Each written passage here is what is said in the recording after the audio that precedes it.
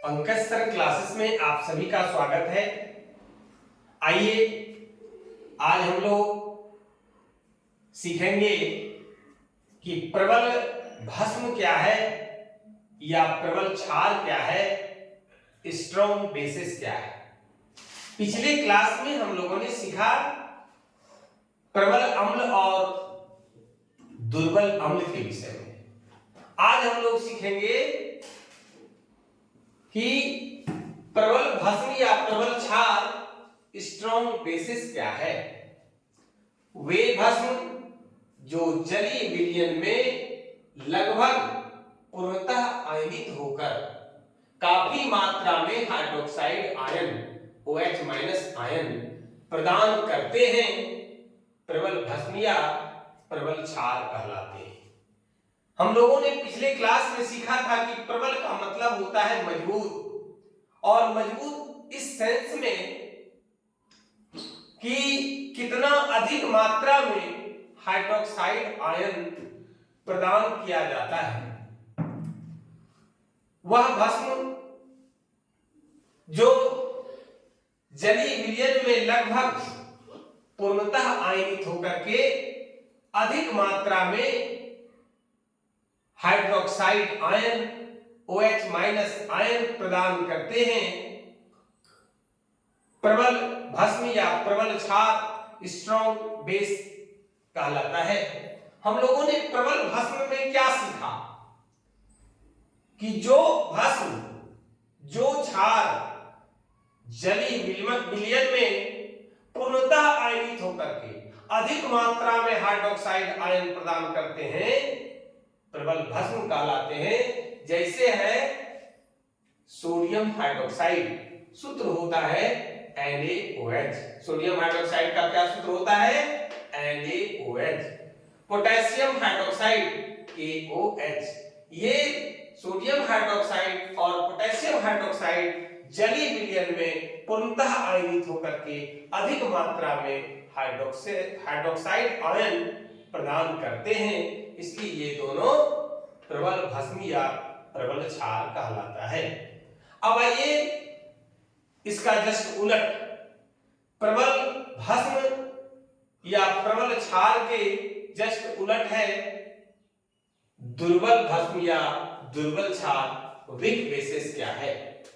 वे भस्म जो जलीय विलयन में सिर्फ अंशतः आयनित होकर कम मात्रा में हाइड्रोक्साइड आयन प्रदान करते हैं, दुर्बल भस्म या दुर्बल क्षार कहलाते हैं। हम लोगों ने क्या सीखा कि वे भस्म जो जलीय विलयन में अंशतः आयनित होकर के कम मात्रा में हाइड्रोक्साइड आयन प्रदान करते हैं, दुर्बल भस्म या दुर्बल क्षार वीक बेसिस कहलाता है। जैसे कौन कौन सा क्षार है, कौन कौन सा भस्म है जो अंशतः आयनित होकर के कम मात्रा में हाइड्रोक्साइड आयन प्रदान करते हैं, जरा उसको भी देखें हम लोग। यानी दुर्बल भस्म का उदाहरण क्या क्या है? तो अमोनियम हाइड्रोक्साइड, सूत्र होता है NH4OH।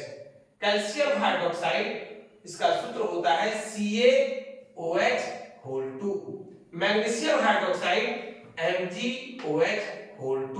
कैसे पढ़ेंगे हम लोग कैल्शियम हाइड्रोक्साइड का सूत्र को? CaOH2 MgOH2, है ना। ये सब जो भी भस्म है ये दुर्बल भस्म के उदाहरण है, क्योंकि इनका जो जलीय विलयन होता है, जब जल में इसको मिला देते हैं तो यह सिर्फ अंशतः आयनित होकर के कम मात्रा में हाइड्रोक्साइड आयन प्रदान करते हैं। अगला जो प्रश्न है वो बहुत ही महत्वपूर्ण प्रश्न है, बराबर पूछा जाने वाला प्रश्न है और बोर्ड एग्जाम में तो पूछा जाता ही है, इसके साथ साथ कॉम्पिटिटिव एग्जाम में भी, प्रतियोगी परीक्षाओं में भी प्रश्न पूछा जाता है। और वो प्रश्न है कि पीएच मान क्या है। पीएच मान क्या है, तो सबसे पहले इसके विषय में कुछ जान ले तो फिर आएंगे टू द पॉइंट पर। तो पीएच स्केल है, पीएच सूचक है। हम लोगों ने पढ़ा कि किस प्रकार से अम्लीय विलयन और क्षारीय विलयन की पहचान सूचकों के द्वारा, इंडिकेटर्स के द्वारा किया जाता है। लिटमस पत्र, फिनोल्फ्थालीन और जो भी इंडिकेटर्स है उसके विषय में हम लोगों ने पिछले क्लास में पढ़ा था एक टेबल सारणी के माध्यम से। लेकिन एक स्टैंडर्ड सूचक है, एक स्टैंडर्ड इंडिकेटर है और वो है पीएच स्केल। और इस पीएच स्केल का प्रतिपादन सोरेनसन नामक वैज्ञानिक ने 1909 ईस्वी में किया।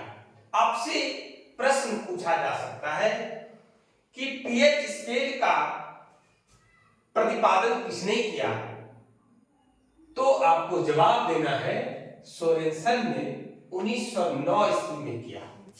किस लिए किया, तो अम्लीयता और क्षारीयता, अम्लीय गुण क्षारीय गुण पता करने के लिए। आगे आइए, पीएच प्रतीक में पी जो है, पी की व्युत्पत्ति शब्द पोटेंज से हुई है। ये जो पी देख रहे हैं ये पोटेंज शब्द से पी लिया गया, जिसका अर्थ होता है क्या, शक्ति होता है।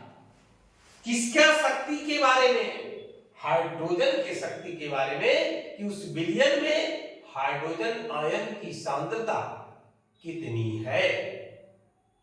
अब आइए कि पीएच मान विलयन में हाइड्रोजन आयन की शक्ति को निरूपित करता है।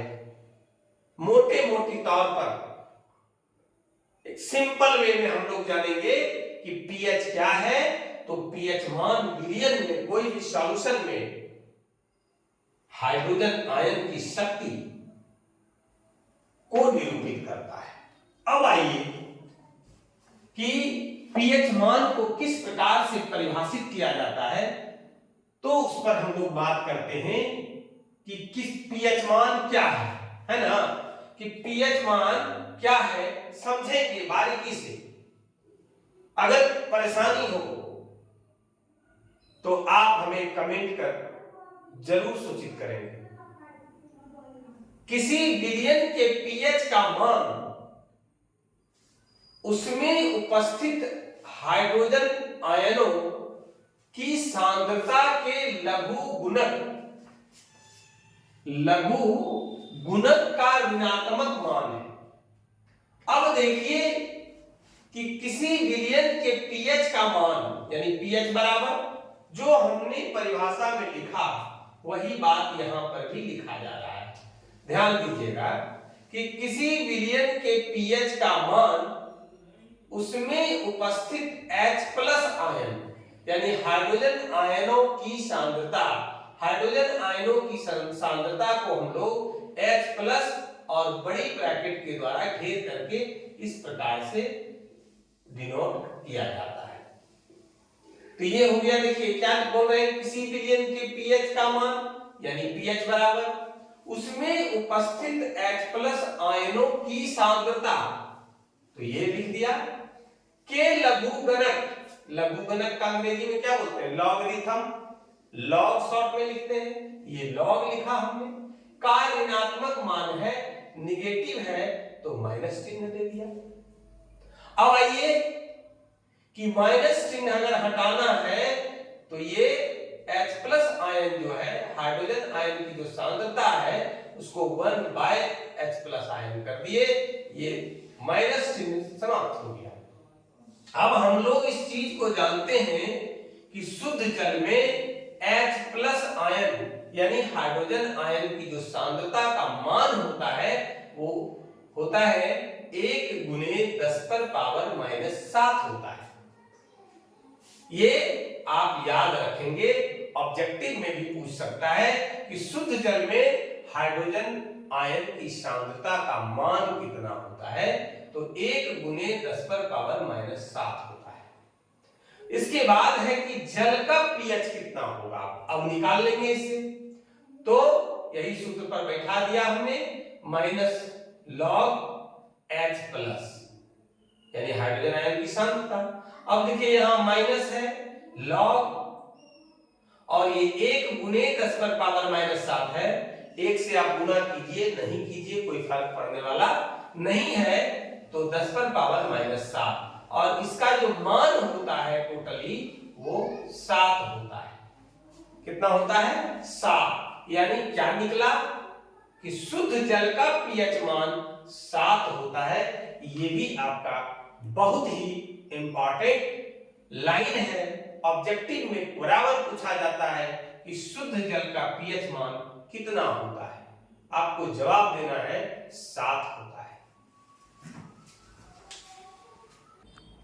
आगे देखते हैं, ये जो चित्र है पीएच स्केल का है। पीएच मान किस प्रकार से स्केल पर निर्धारित किया जाता है वो है, हमने यहां लिख दिया। ये जो है पीएच मान है 0 से लेके 14 तक।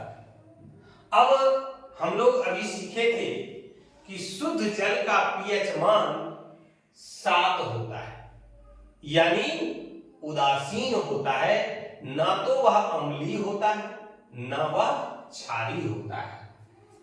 तो देखिए कि उदासीन विलयन का पीएच मान कितना होता है? 7 होता है। हमेशा याद रखिएगा, बहुत ही इंपॉर्टेंट तीनों पॉइंट है, तीनों से प्रश्न बार बार पूछता है। और ये पीएच स्केल जो आपके सामने है, निश्चित रूप से प्रश्न रहेगा, आप याद करेंगे परीक्षा में कि सर ने कुछ कहा था।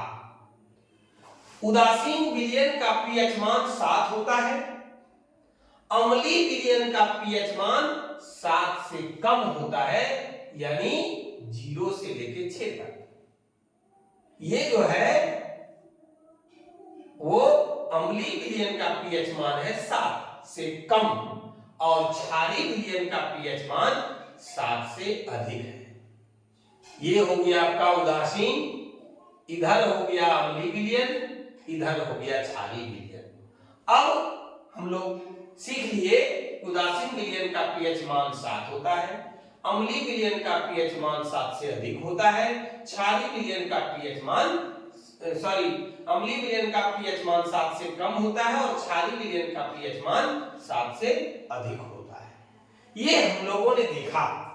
अब आप बताइए कि हम लोग तीर चिन्ह के द्वारा दिखाए हैं कि जैसे ही आप पीएच स्केल पर इधर से इधर बढ़ते हैं, दाईं ओर से बाईं ओर बढ़ते हैं उदासीन से, तो अम्लीयता बढ़ती है, और यहां से अगर दाईं ओर बढ़ते हैं तो क्षारीयता बढ़ती है। कहने का मतलब हुआ कि दो अम्ल है, एक अम्ल का पीएच मान 2 है और एक अम्ल का पीएच मान 3 है। अब बताइए कि कौन ज्यादा अम्लीय हुआ? ज्यादा अम्लीय आपका ये है, ये इसके बनिस्पत कम है, यानी पीएच मान 1 जो है वो ज्यादा अम्लीय है। धीरे धीरे जब आप इधर आइएगा तो घटते जाएगा अम्लीयता, और इधर से आप इधर जाइएगा तो बढ़ते जाएगा। ठीक उसी प्रकार से क्षारीयता में भी होता है कि आप इधर बढ़ते जा रहे हैं, अगर पीएच 14 वाला है तो वो ज्यादा क्षारीयता है उसका गुण, अगर 8 है तो वो कम है। अगर आज का क्लास, आज का वीडियो आपको अच्छा लगे तो लाइक और शेयर जरूर करेंगे। जो लोग चैनल को अब तक सब्सक्राइब नहीं किए हैं, चैनल को सब्सक्राइब जरूर करेंगे। आज की क्लास में बस इतना ही। धन्यवाद।